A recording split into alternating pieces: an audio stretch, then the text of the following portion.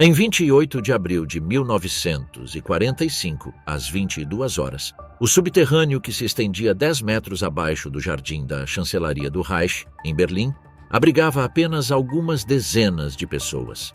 Do lado de fora, o estrondo da artilharia soviética fazia vibrar as paredes de concreto armado, com 2,5 metros de espessura. Os soldados do Exército Vermelho já haviam alcançado a Potsdamer Platz a pouco mais de 1 quilômetro.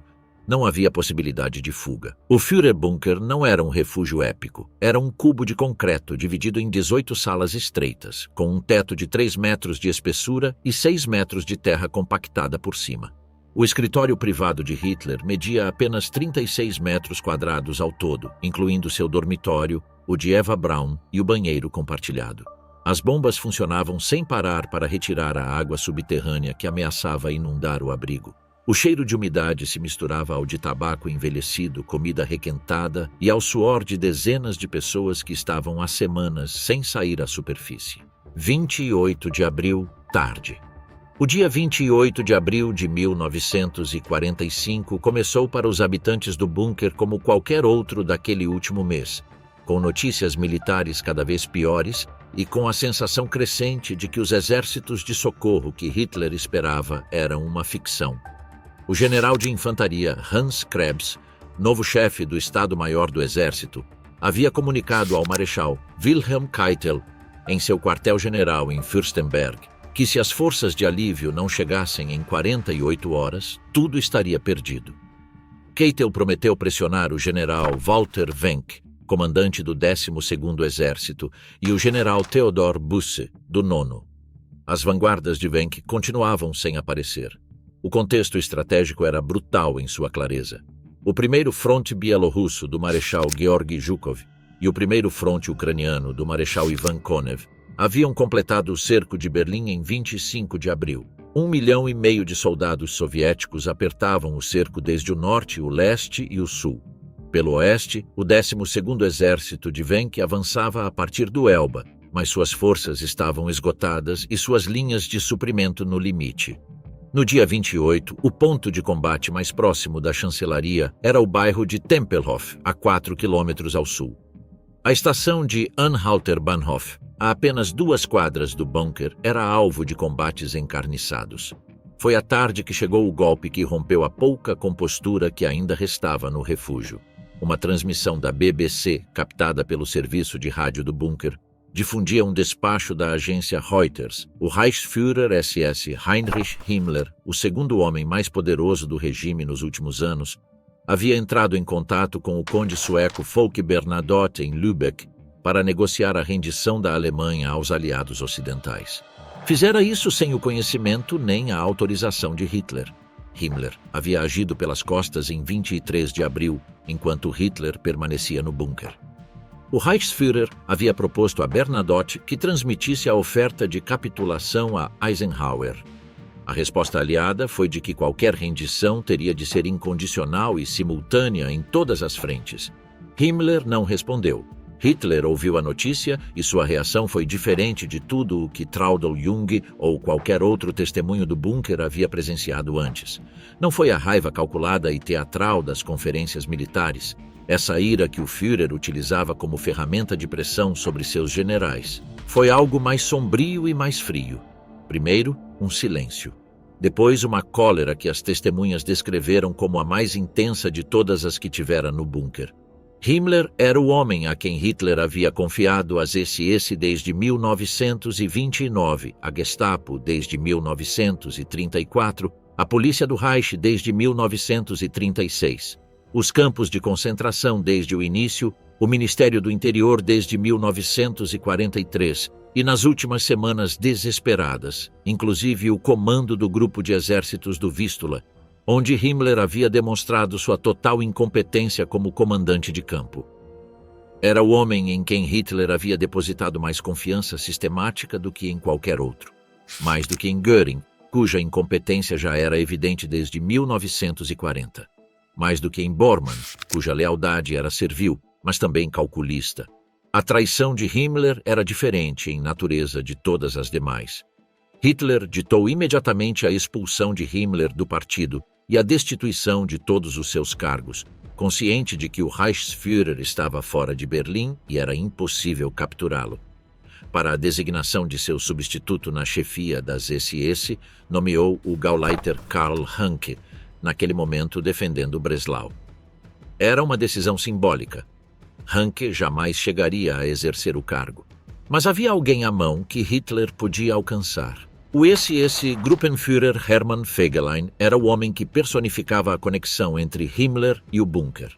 Seu cargo oficial era o de enlace pessoal do Reichsführer SS junto ao quartel-general do Führer, e nesse papel havia participado de centenas de conferências militares ao longo da guerra, sentado ao lado de Hitler, tomando notas para seu chefe.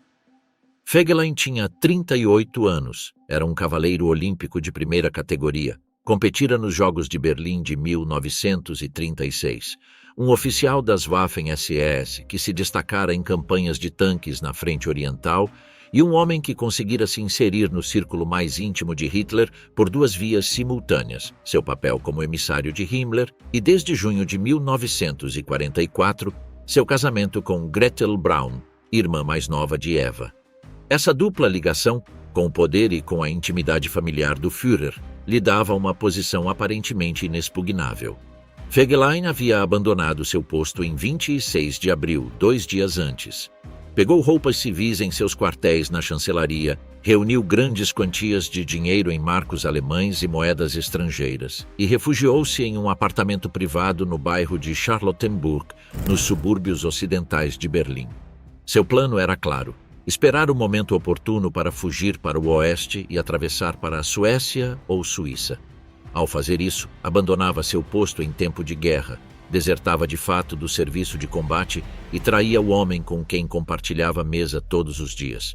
O SS Obersturmbannführer Peter Högel, subdiretor do Serviço de Segurança Pessoal do Führer, a Führerbegleitkommando, foi enviado para buscá-lo.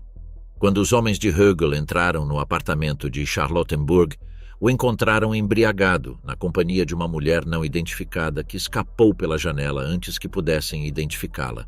No quarto havia uma mala parcialmente arrumada, joias pertencentes a Eva Braun, passaportes falsificados com identidades civis e uma pasta com documentos sobre as negociações secretas de Himmler com os aliados. Era a prova material de que Fegelein não só havia desertado, como também conhecia e possivelmente participara da traição de seu chefe. Fegelein foi arrastado de volta ao bunker nesse estado. Não caminhava. Seus captores o subiram praticamente às costas pelas escadas. O que ocorreu a seguir revelou as contradições insolúveis que paralisavam o bunker. O SS Brigadeführer Wilhelm Mohnke, comandante da defesa imediata da chancelaria e do Führerbunker, foi convocado para presidir um tribunal militar. Mohnke era veterano das Waffen-SS, comandante da divisão Leibstandarte desde 1943, um homem que conhecia o regulamento militar de cor. Convocou os juízes, organizou a sala e se encontrou diante de um acusado que não conseguia se manter de pé nem articular uma única frase coerente.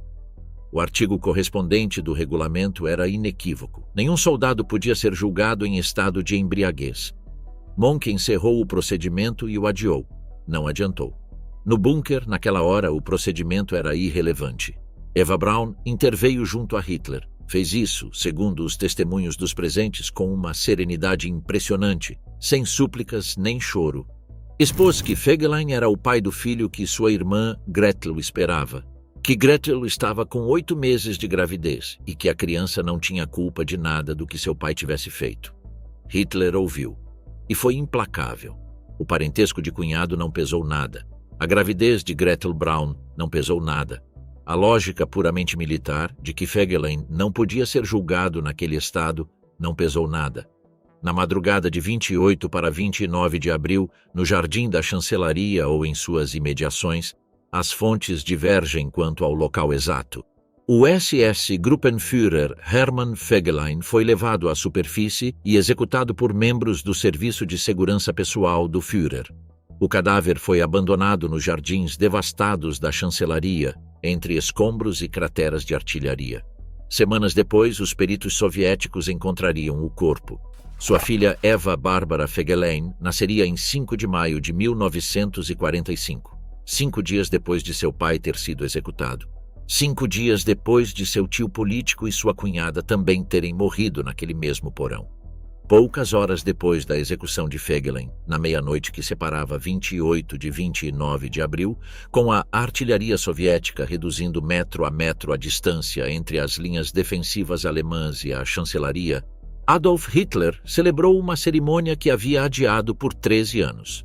A história de Adolf Hitler e Eva Anna Braun começou em 1929, no estúdio fotográfico de Heinrich Hoffmann, em Munique.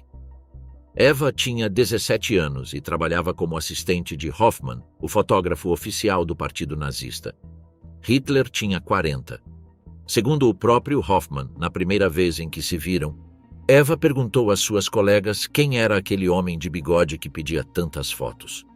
O relacionamento só se formalizou em 1932, meses depois da morte de Geli Haubal, meia-sobrinha de Hitler, cujo falecimento em setembro de 1931 mergulhou o Führer em uma depressão de semanas.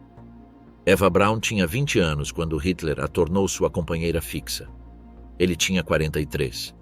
Durante 13 anos, o relacionamento foi um segredo de Estado. O círculo íntimo de Hitler sabia, a opinião pública, absolutamente não. Eva morava em um apartamento em Munique que Hitler lhe dera em 1936. Visitava o Berghof regularmente, mas não aparecia em nenhum ato público. Seu nome nunca surgiu na imprensa. Quando Hitler recebia visitas de Estado, Eva desaparecia para seus aposentos privados. Esse anonimato era deliberado. Hitler acreditava que sua imagem política dependia de se apresentar como um homem que havia sacrificado sua vida pessoal pela Alemanha. A existência de uma amante fixa teria prejudicado esse mito. Eva tentou quebrar esse sigilo 2 vezes. Em 1932 e em 1935 tentou suicidar-se em circunstâncias que os biógrafos interpretaram de formas diferentes, como tentativas genuínas, como pedidos de atenção ou como uma combinação de ambas. Na segunda ocasião, o tiro roçou seu pescoço. Hitler acompanhou-a ao hospital de emergência e, a partir de então, o relacionamento adquiriu uma estabilidade diferente. Eva aceitou as condições. Hitler lhe atribuiu quartos na chancelaria do Reich, ordenou que fosse tratada com o respeito devido à primeira-dama não oficial do Reich e continuou mantendo-a fora do escrutínio público. Em janeiro de 1945, quando a situação na frente oriental se tornou catastrófica e Hitler decidiu se mudar para Berlim para dirigir a defesa a partir do bunker, deixou Eva no Berghof. Preferia sua segurança. Eva tomou sua própria decisão. Em 15 de abril, com Berlim já ameaçada e os primeiros combates se aproximando da cidade, apareceu no bunker sem ter sido convocada. Desobedeceu a uma ordem direta. Hitler a recebeu com evidentes sinais de alívio. Os demais habitantes do refúgio também sentiram isso. A presença de Eva era um dos poucos fatores que suavizava o caráter do Führer naquelas jornadas de angústia crescente. A secretária Junge escreveu com precisão: a personalidade de Eva Braun no bunker era de uma serenidade quase incompreensível, uma alegria deliberada que contrastava brutalmente com o ambiente de derrota que impregnava cada conversa e cada corredor. Em 22 de abril, após a conferência militar em que Hitler reconheceu perante seus generais que a guerra estava perdida, tentou convencê-la a partir de avião para o sul. Os soviéticos avançavam. A cidade não poderia resistir mais do que alguns dias. Eva respondeu o que já vinha querendo dizer há semanas: ficaria. Foi então, segundo o testemunho de Traudl Junge, que Hitler fez algo que ninguém em seu círculo próximo jamais havia visto fazer em público. Beijou levemente nos lábios Eva Braun, na presença das secretárias e outros membros do pessoal. Foi um gesto de intimidade incomum em um homem que havia construído toda a sua imagem pública sobre a repressão de seus afetos privados. A decisão de casar-se foi tomada dias depois, na madrugada de 28 para 29 de abril. Não há registro preciso do momento exato em que Hitler a comunicou, mas Walter Wagner, o funcionário do Registro Civil de Berlim que chegou ao bunker para oficiar a cerimônia, foi localizado naquela mesma madrugada em algum posto de defesa da Volkssturm e conduzido ao bunker sob escolta armada. Era um homem pálido, de estatura mediana, com barba por fazer e o braçadeira da Volkssturm no braço. Tinha os olhos de quem não dormia mais de 3 horas seguidas há semanas. Os tipos de documentos que levou não eram os atos formais em pergaminho dos registros civis normais, mas folhas datilografadas com espaços em branco que ele preencheu à mão sobre uma mesa onde ainda havia mapas militares. O quarto era a sala de mapas do bunker, 9 metros quadrados, uma mesa central, 4 cadeiras, paredes de concreto exudando umidade. As mesmas paredes onde Hitler havia indicado posições de exércitos que já não existiam, onde movera marcadores sobre o mapa, prometendo a si mesmo que Wenck chegaria, que Busse romperia o cerco, que Berlim resistiria. Eva Braun vestia um traje de seda preta com decote em V. Uma pequena medalha de ouro era o único adorno, presa sobre o tecido escuro. Hitler apareceu com calça preta e paletó azul marinho de corte cruzado com botões metálicos. Era sua roupa dos últimos dias no bunker, nem o uniforme completo da Wehrmacht, nem a fraque civil do político. Uma única condecoração no peito, a Cruz de Ferro de primeira classe, conquistada como cabo de ligação na Primeira Guerra Mundial, em 1914, quando tinha 25 anos. Não usava nenhuma das medalhas e condecorações acumuladas em 12 anos como Führer. Wagner completou os dados de identificação. O ritual legal do casamento civil sob o regime nazista incluía uma declaração explícita. Ambos os cônjuges deviam jurar ser de pura ascendência ariana e não padecer de doenças hereditárias que impedissem o casamento. O mesmo sistema legal que havia sido usado para discriminar e exterminar milhões de pessoas agora servia para formalizar a união do homem que o havia construído. Adolf e Eva juraram. Wagner perguntou se ambos aceitavam o outro como cônjuge. Ambos responderam afirmativamente. Bormann assinou como testemunha do noivo. Goebbels assinou como testemunha da noiva. As alianças que trocaram foram apressadamente encontradas entre os pertences do pessoal do bunker. O ouro desses anéis provavelmente vinha de saques em territórios ocupados. Quando Eva começou a assinar a certidão, escreveu instintivamente seu sobrenome de solteira. Riscou a letra B no meio do traço e completou a assinatura como Eva Hitler.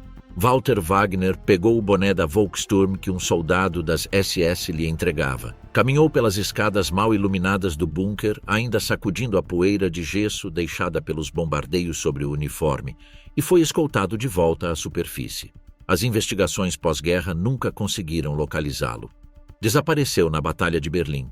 O grupo de recém-casados e convidados caminhou alguns passos pelo corredor principal do bunker até o escritório-sala de Hitler. Um dos lados do corredor tinha mangueiras de incêndio enroladas, empilhadas junto à parede. Acima, na superfície, obuses soviéticos caíam fazendo o concreto tremer. Abaixo, os cristais da Boêmia tilintavam sobre a mesa enquanto o champanhe enchia as taças. Os Goebbels centraram a conversa nos primeiros minutos. O casamento deles, no qual Hitler havia participado como padrinho, tornou-se o fio condutor de uma evocação de tempos melhores. Era difícil não pensar no contraste. Magda Goebbels tinha em 1945 44 anos, mas naquela noite parecia 10 a mais.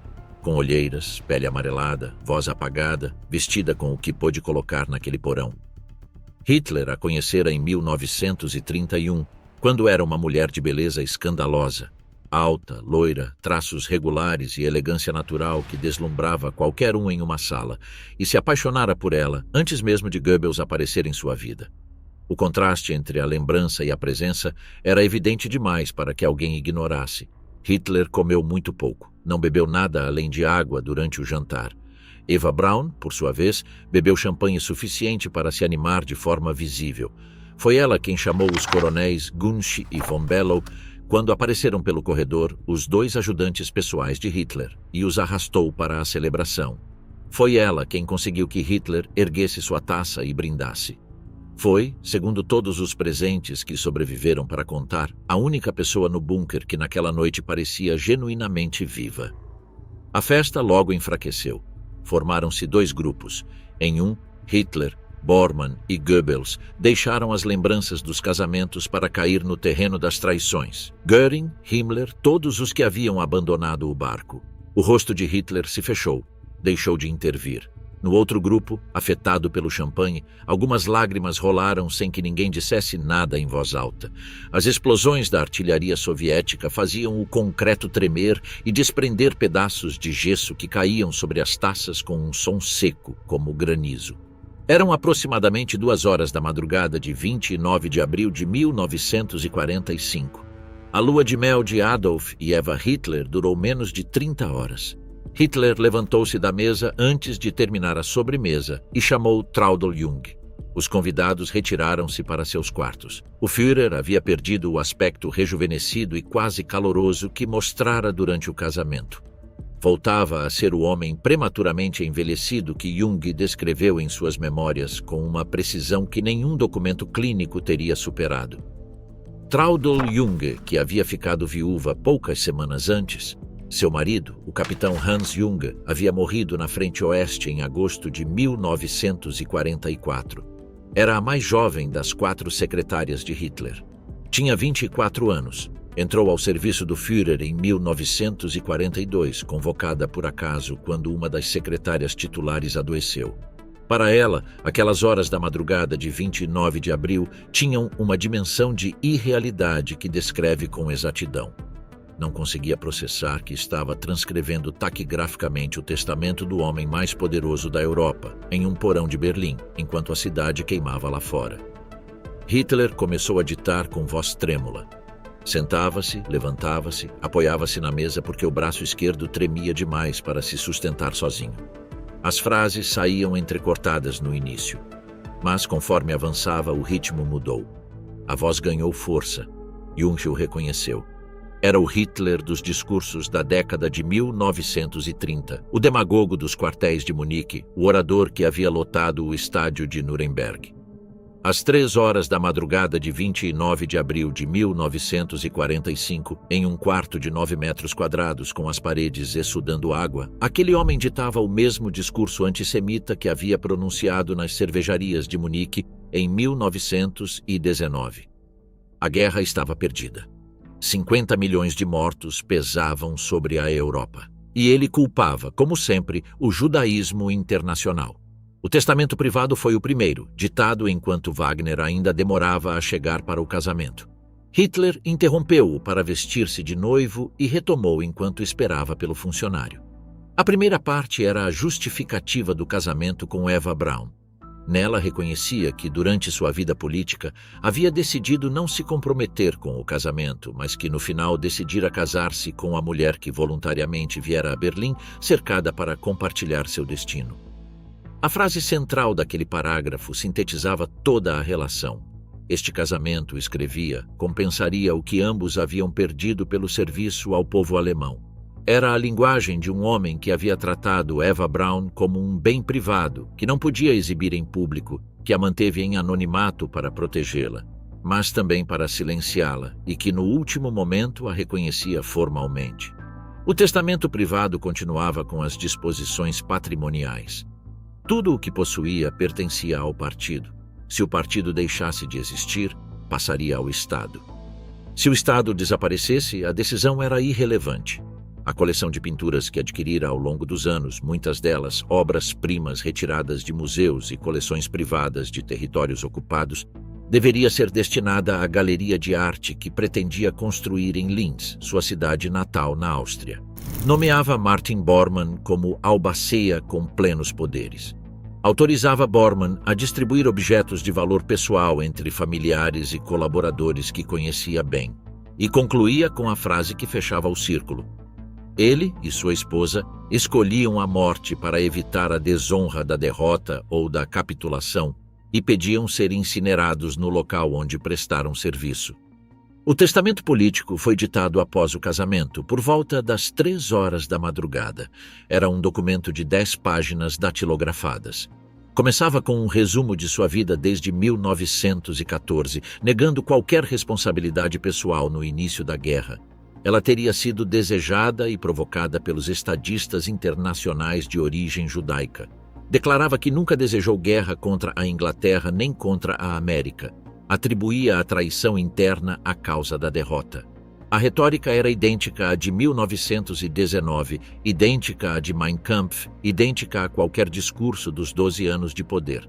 Não havia aprendizado, revisão, nem um único parágrafo que mostrasse que o acontecimento mais catastrófico da história europeia o havia levado a reconsiderar alguma premissa. Ao ditar esse trecho, segundo o testemunho de Jung, Hitler teve que parar.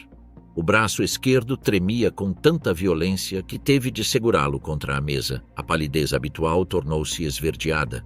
Depois continuou. A segunda parte do testamento político continha as disposições de governo. Ali a frieza burocrática substituiu a diatribe ideológica. Expulsava do partido e destituía de todos os cargos o Reichsmarschall Hermann Göring. A acusação formal era de ter tentado tomar o poder de forma ilegítima em 23 de abril, quando Göring enviou um telegrama de Berchtesgaden propondo assumir a liderança do Reich caso Hitler não pudesse se comunicar. Esse telegrama havia sido o estopim da fúria de Hitler 5 dias antes. Bormann o interpretara e apresentado como uma tentativa de golpe. Göring havia sido preso pelas SS em Berchtesgaden e estava sob custódia.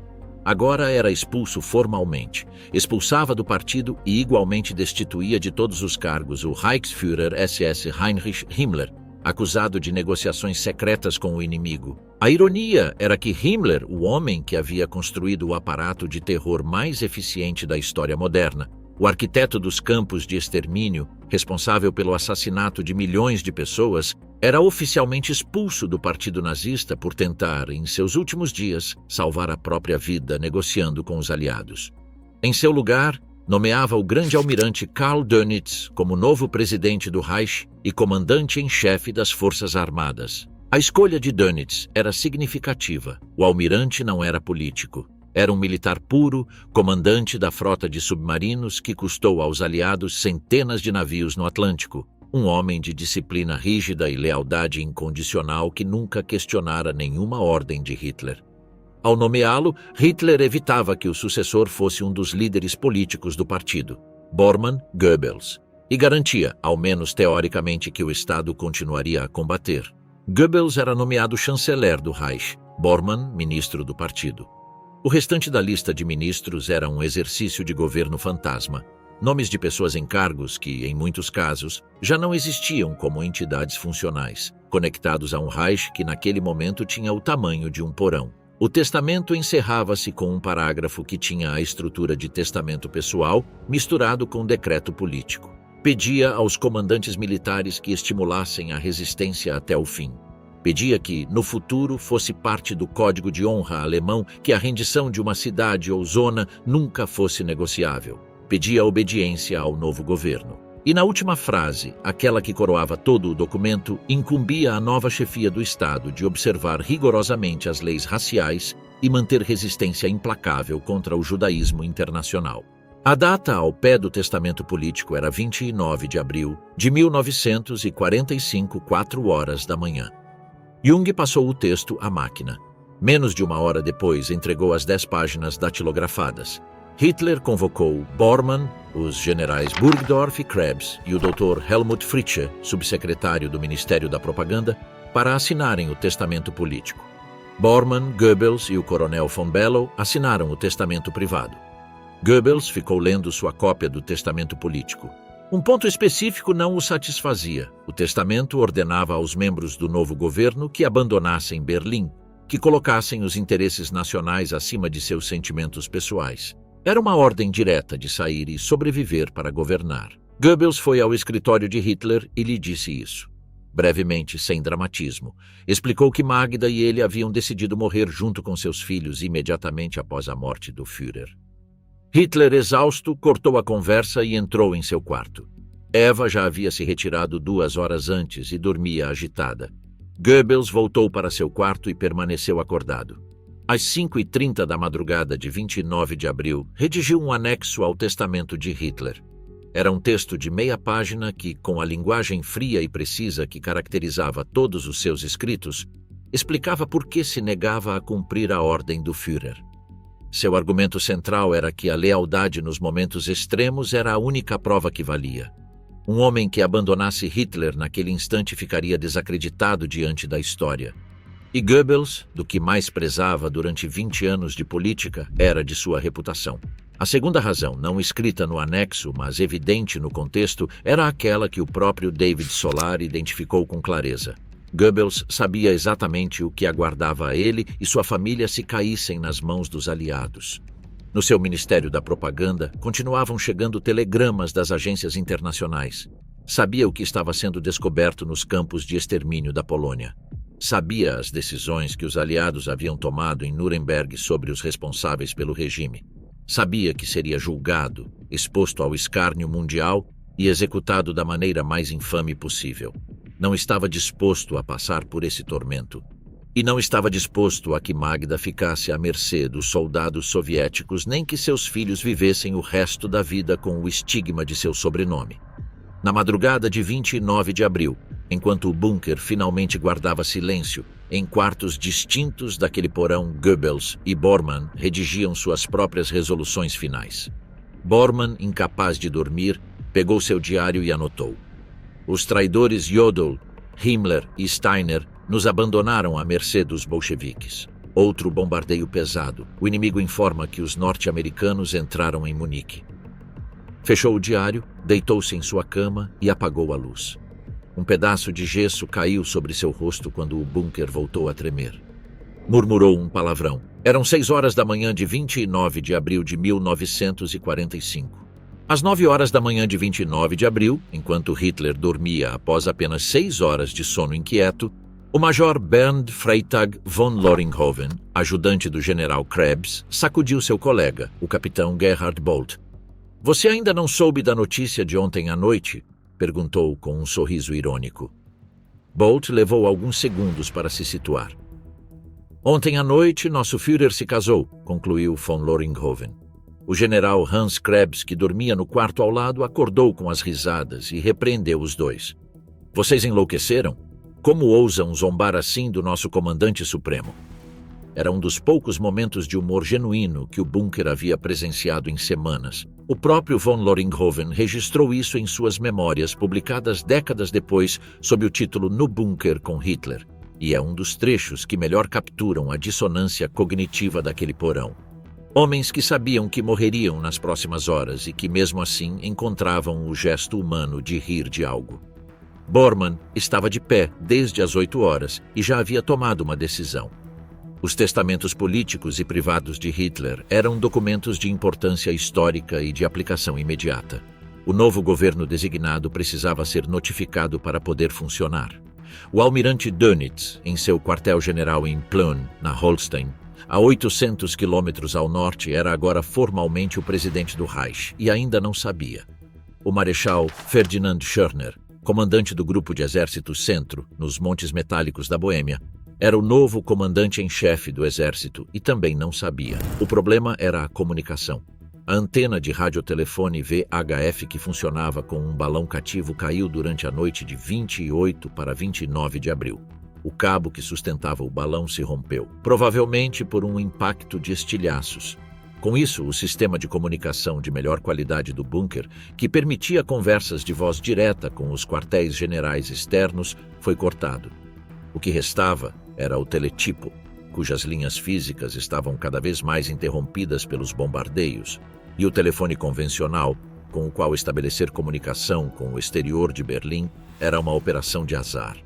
Às vezes ninguém atendia, às vezes respondia uma voz em russo, às vezes um alemão descrevendo combates a poucos metros de distância, às vezes alguém xingando porque tinha os soviéticos no andar de baixo. As cópias físicas dos testamentos, transportadas por mensageiros humanos, eram a única garantia de que chegassem aos destinatários. Bormann havia pedido a seu ajudante, o coronel das SS Wilhelm Zander, que partisse para Plön na noite anterior. Zander havia se negado, não por descuido, mas alegando lealdade. Naquele momento, seu dever era permanecer junto ao Führer. Na verdade, o que movia Zander era uma mistura de medo real. Sair de Berlim naquela noite era quase uma sentença de morte. E, de curiosidade mórbida, queria ver como tudo terminaria. Bormann prometeu consultar Hitler e se deitou. Pela manhã, levantou o assunto novamente. Desta vez, Zander não pôde recusar. Partiu em viagem. O coronel Zander saiu do bunker levando 3 documentos. uma cópia do testamento político de Hitler, uma cópia do testamento privado e a certidão de casamento do Führer com Eva Braun. Também carregava uma mensagem pessoal de Bormann ao almirante Dönitz, escrita no mesmo tom dos telegramas que Bormann enviava àquela hora a qualquer receptor disponível. Querido grande almirante, visto que todos os exércitos falharam em suas tentativas de socorro e nossa situação parece desesperadora, o Führer ditou ontem à noite o testamento político em anexo. Heil Hitler, seu Bormann. 13 palavras para comunicar que o Terceiro Reich havia acabado. Heinz Lorenz, funcionário do Ministério da Propaganda que havia permanecido no bunker nos últimos dias como elo entre Goebbels e seus ministérios, recebeu outra cópia dos testamentos de Hitler, além do texto do anexo que o próprio Goebbels havia escrito às 5h30 da madrugada. Goebbels queria que aquele anexo chegasse à posteridade, que ficasse registrado que ele escolhera morrer com Hitler por convicção, e não por covardia ou obediência cega. Era a última operação propagandística de sua vida.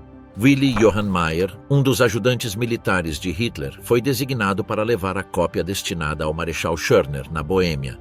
O general Wilhelm Burgdorf, chefe do Estado-Maior do Exército e um dos homens que permaneceria no bunker até o fim, acrescentou aos documentos uma mensagem manuscrita pessoal.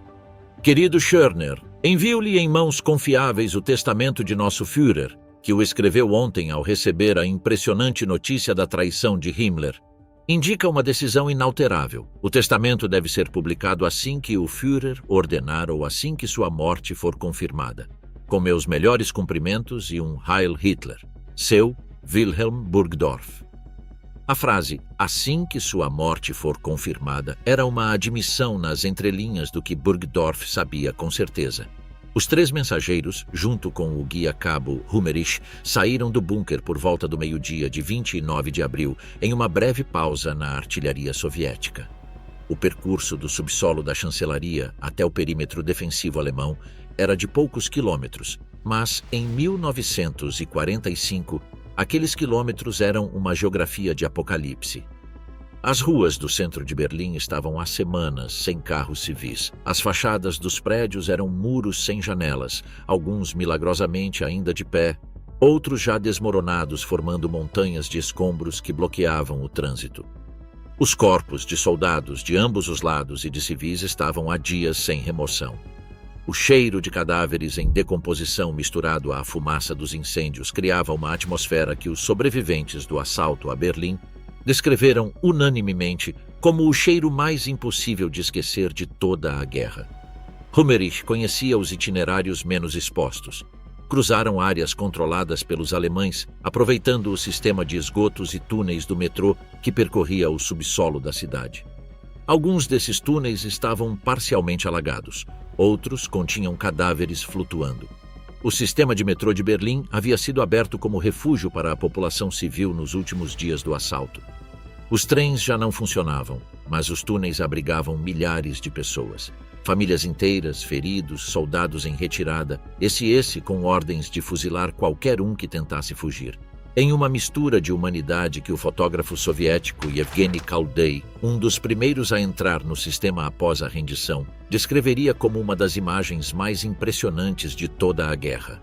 Os 4 homens conseguiram sair do perímetro berlinense e passaram a noite nas trincheiras de um batalhão da juventude hitlerista, jovens de 14 a 17 anos que o regime enviara para morrer com Panzerfausts contra os blindados soviéticos.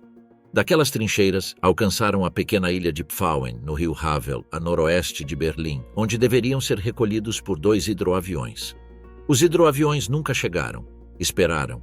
Ninguém apareceu. A ilha de Pfauen era uma faixa de terra de poucos centenas de metros em um rio que começava a ser controlado pelos soviéticos em ambas as margens. Permanecer ali era suicídio. Hummerich e os 3 mensageiros tomaram a decisão que qualquer ser humano razoável naquela situação teria tomado: salvar-se. Cada um partiu por conta própria, sem coordenação, em direções que os levavam o mais longe possível do cerco de Berlim. Para 3 de maio, quando todos os combates na Alemanha haviam cessado ou estavam prestes a cessar, os 3 mensageiros já haviam se afastado bastante.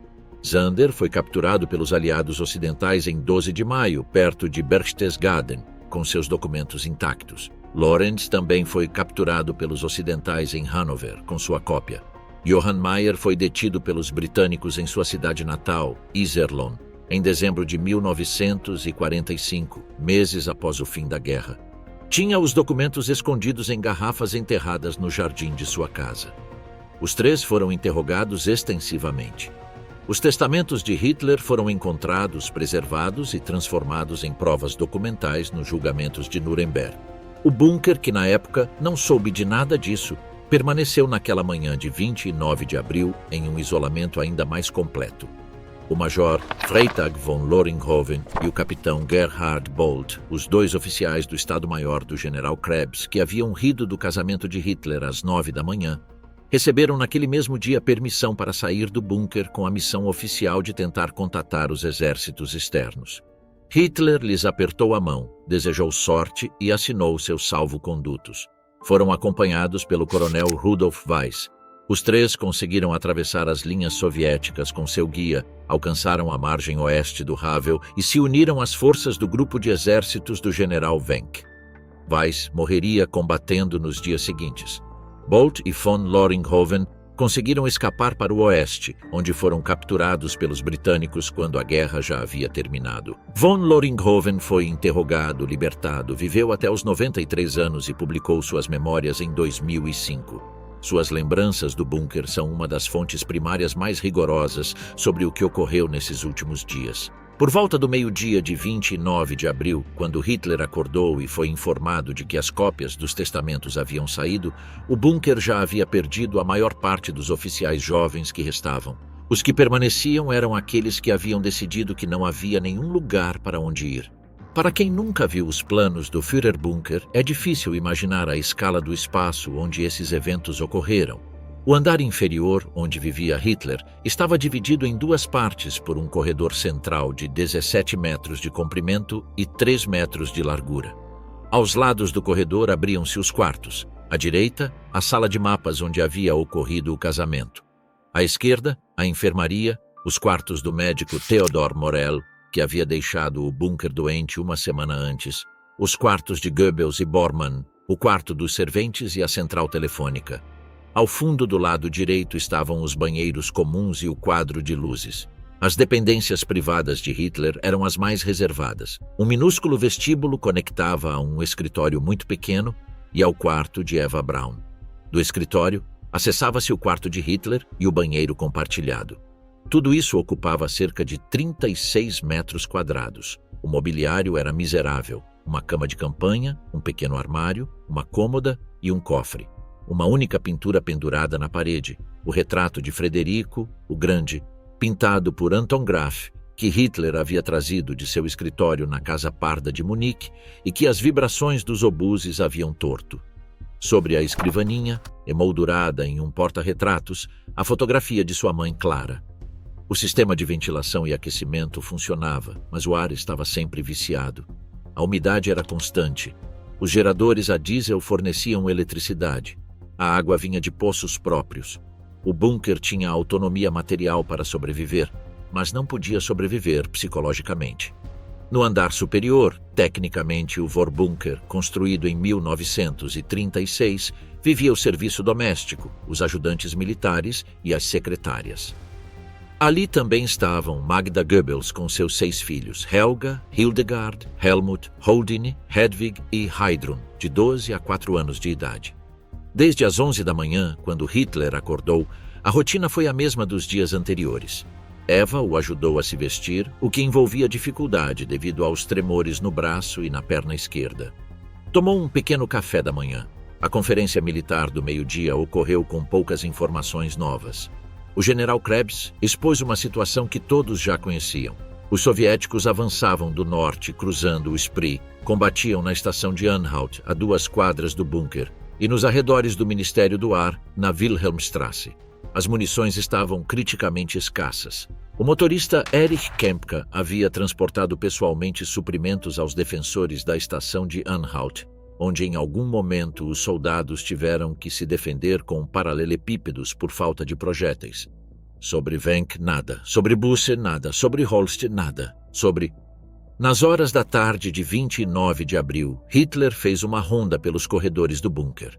Foi de quarto em quarto, apertando a mão de cada pessoa presente. Dizia poucas palavras a cada uma, agradecia-lhes. O testemunho de Traudl Junge, recolhido em suas memórias publicadas póstumamente e considerado uma das fontes mais confiáveis sobre os últimos dias, descreve esse momento como de uma estranheza absoluta.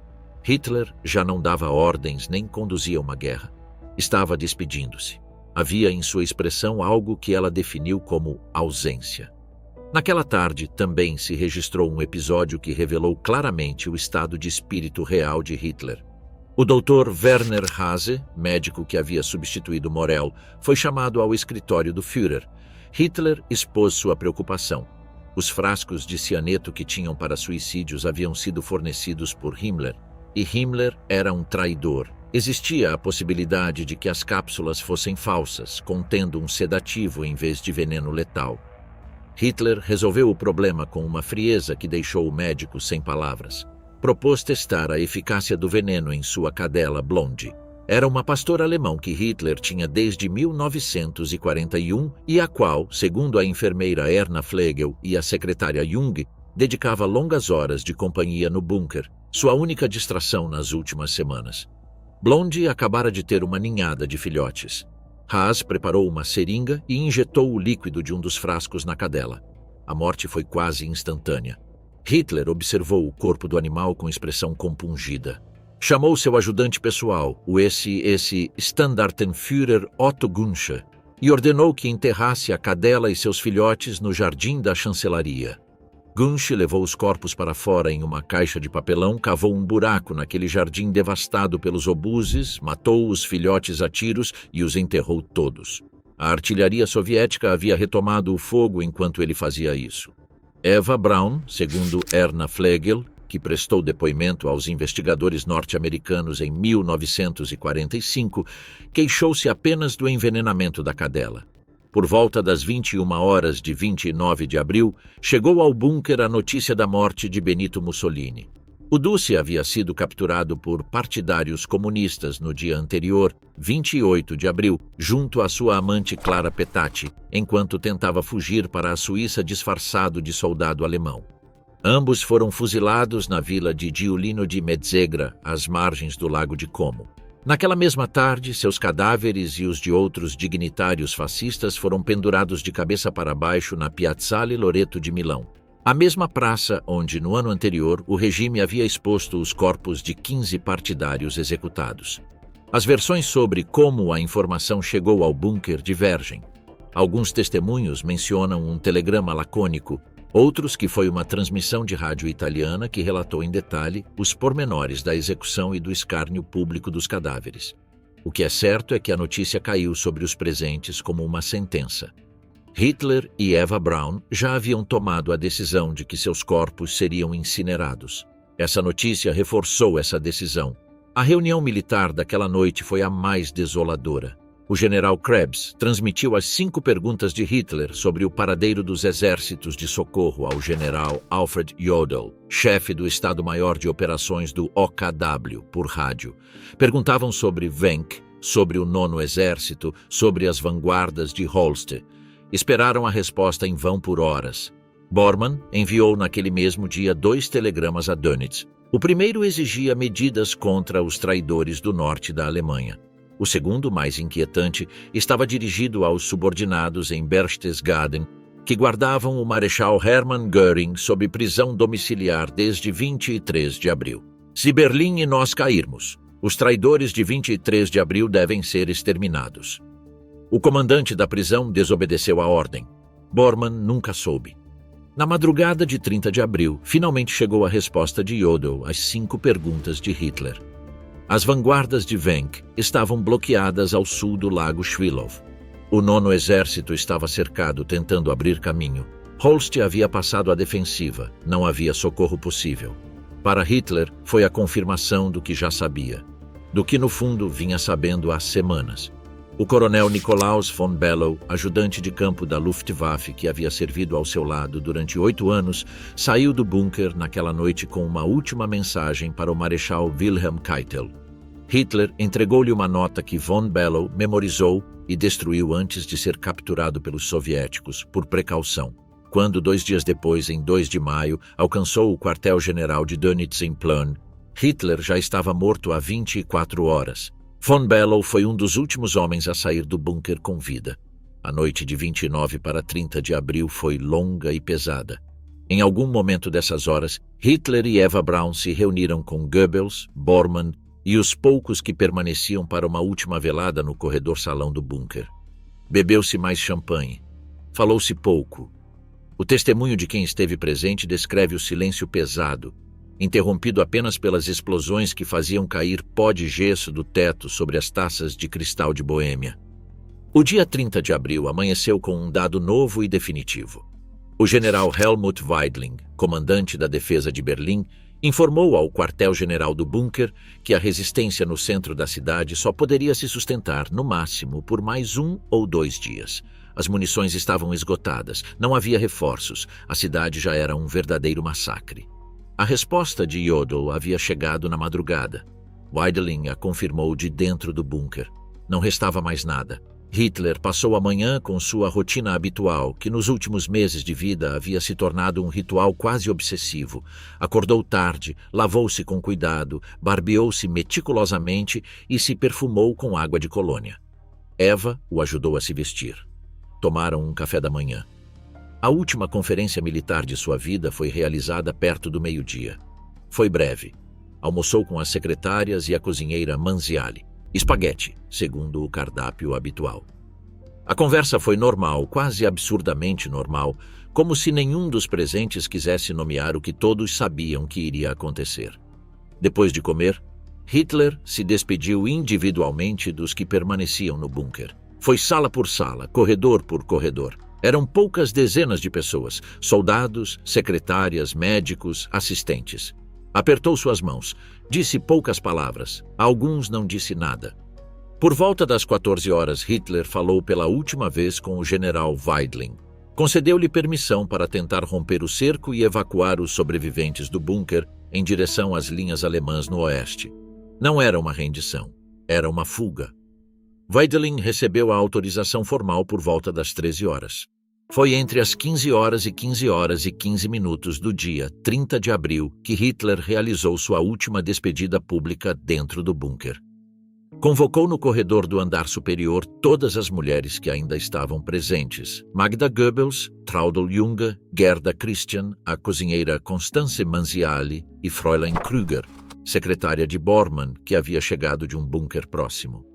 Os homens também estavam presentes. Goebbels, Bormann, os generais Krebs e Burgdorf, o vice-almirante Hans-Erich Voss, representante da Marinha no quartel-general, o general Hans Rathenhuber, chefe da guarda pessoal de Hitler, Werner Naumann, elo entre o Ministério da Propaganda e a Chancelaria, o diplomata Walter Hevel, o ajudante Otto Günsche, o mordomo Heinz Linge, o piloto Hans Baur e o motorista Erich Kempka.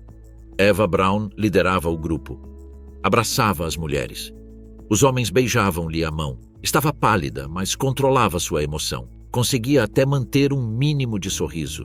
Usava seu vestido azul com bolinhas brancas, meias cor de fumaça, sapatos italianos marrons, um relógio de platina com brilhantes e uma pulseira de ouro com uma pedra verde. Hitler, muito tenso, apertava friamente a mão de cada pessoa em silêncio profundo e, após Eva, entrou em seu escritório. Somente Günsche e Linge permaneceram no corredor. Tinham ordens diretas do Führer. Ninguém deveria interromper e, uma vez ouvido o disparo, deveriam verificar se estavam mortos e, em caso de dúvida, executar um tiro de pistola. Kempka e Baur já deveriam ter reunido os 200 litros de gasolina ordenados na véspera. Os corpos seriam levados ao jardim e incinerados. Na sala de mapas aguardavam Goebbels, Bormann, Krebs e Burgdorf, sem falar, prestando atenção ao som de um disparo de pistola. O que os interrompeu não foi o disparo. Foi Magda Goebbels. Irrompiu no corredor em uma última tentativa desesperada de ver Hitler, de detê-lo, de salvar seus filhos do destino que ela mesma havia decidido para eles. Lutou com Günsche, que media quase 2 metros de altura. Não conseguiu. Pelo menos conseguiu que o gigante entrasse para transmitir seu apelo. Günsche abriu a porta. Hitler estava em pé diante do retrato de Frederico, o Grande, junto à sua mesa de escritório. Não viu Eva, mas ouviu o som da descarga do banheiro. Hitler olhou para Gunsch com surpresa muda. Quando recebeu o pedido de Magda, respondeu friamente: "Não quero recebê-la." Gunsch saiu e fechou a porta. Magda foi levada de volta ao andar superior. 10, talvez 15 minutos depois, entre 15 horas e 30 minutos e 16 horas, o corredor ouviu o estampido de um tiro. Os relatos dos sobreviventes divergem nos detalhes do que ocorreu nos segundos seguintes. Alguns dizem que o silêncio foi breve, outros que durou vários minutos insuportáveis. Ling convenceu Gunsch de que deveriam entrar. Abriram a porta. Eva Braun estava sentada no sofá, descalça, com os pés sobre ele e o rosto apoiado no ombro de Hitler. Havia mordido a cápsula de vidro contendo cianeto de potássio. Mantinha as pernas contraídas, provavelmente pelos efeitos do veneno sobre o sistema muscular. Ao lado de sua mão alcançável, sobre a mesinha, havia uma pequena pistola Walter que não havia usado. Um vaso de flores artificiais estava tombado, derrubado talvez nos últimos instantes. Adolf Hitler estava sentado no sofá, diante do retrato de Frederico, o Grande, a cabeça apoiada no encosto, a boca torcida com restos visíveis da cápsula de vidro que continha o cianeto. Na têmpora direita havia um orifício negro, do qual ainda saía sangue, com os cabelos chamuscados pelo clarão do disparo a queima-roupa. A mão esquerda, sobre o coração, segurava o retrato de sua mãe Clara, que levava consigo há 40 anos desde a morte dela em 1907.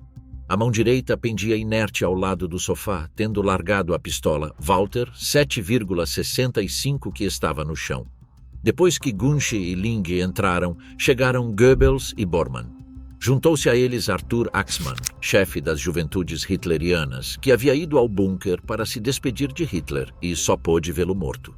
O testemunho de Axmann, capturado mais tarde pelos norte-americanos, foi um dos que H. R. Trevor Roper recolheu para a reconstrução dos fatos. Não houve tempo para ritos ou contemplações. Envolveram o cadáver de Hitler em um tapete. O de Eva permaneceu tal como havia morrido. Os testemunhos divergem sobre quem exatamente os transportou.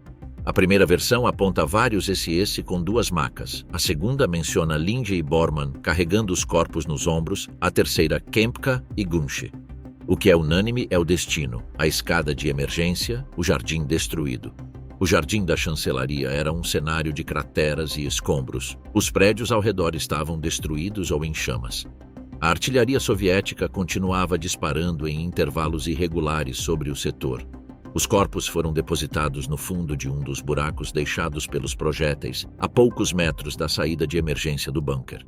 Kempka despejou a gasolina sobre os corpos. A primeira tentativa de incendiá-los falhou. O vento e a distância impediram. Bormann pegou um punhado de papéis, os acendeu e os jogou. O fogo pegou. O grupo que permanecia no umbral da porta, Goebbels, Bormann, Burgdorf, Gunsch, Ling, Kempka e 3 soldados da SS, Mansfeld, Karnau e Hofbeck, cujos testemunhos Trevor Roper registrou, ergueu o braço em saudação nazista. Ninguém pronunciou uma palavra. Retiraram-se para o interior enquanto o fogo ardia do lado de fora, entre os escombros do jardim.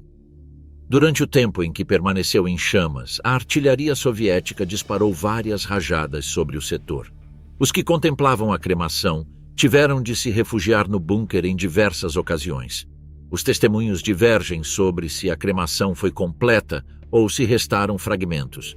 O mais provável, segundo a análise posterior dos investigadores, é que a combinação do fogo e dos projéteis soviéticos que levantaram terra sobre os restos tenha produzido uma dispersão e destruição parcial, não uma incineração sistemática como a de um crematório.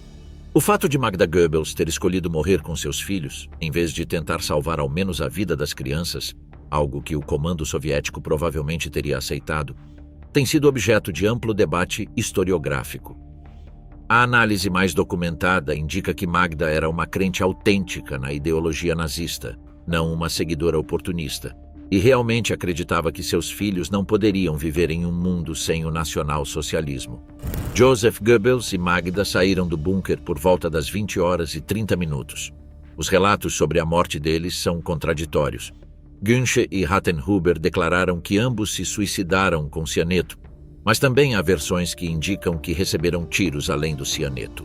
O que está documentado é que os corpos foram encontrados pelos soviéticos no Jardim da Chancelaria, parcialmente queimados, mas não incinerados de forma sistemática, junto aos corpos de seus 6 filhos. Martin Bormann tentou escapar naquela mesma noite, 1º de maio, no grupo que seguiu os veículos blindados que tentaram romper o cerco soviético pela ponte Weidendammer sobre o rio Spree. Os relatos dos sobreviventes desse grupo são confusos. Axmann, que também tentou escapar por essa rota, declarou ter visto o corpo de Bormann sobre a ponte ou nas proximidades. Outros relatos o situavam em diferentes pontos. Durante décadas, o destino de Bormann foi um dos grandes mistérios do pós-guerra. Em 1998, uma análise de DNA realizada sobre restos ósseos desenterrados em uma obra de construção em Berlim, em 1972, confirmou que eram de Martin Bormann. Ele havia morrido durante a fuga. O general Hans Krebs se suicidou no bunker em 1º de maio. O general Wilhelm Burgdorf também. Ambos haviam consumido grandes quantidades de álcool antes de fazê-lo.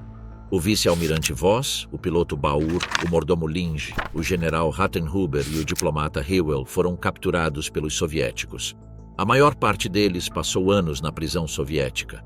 O coronel Gunshi e o motorista Kempka conseguiram escapar e foram capturados pelos aliados ocidentais. Seus depoimentos perante os interrogadores norte-americanos e perante Trevor Roper nos anos posteriores constituíram 2 das fontes primárias mais importantes sobre a morte de Hitler.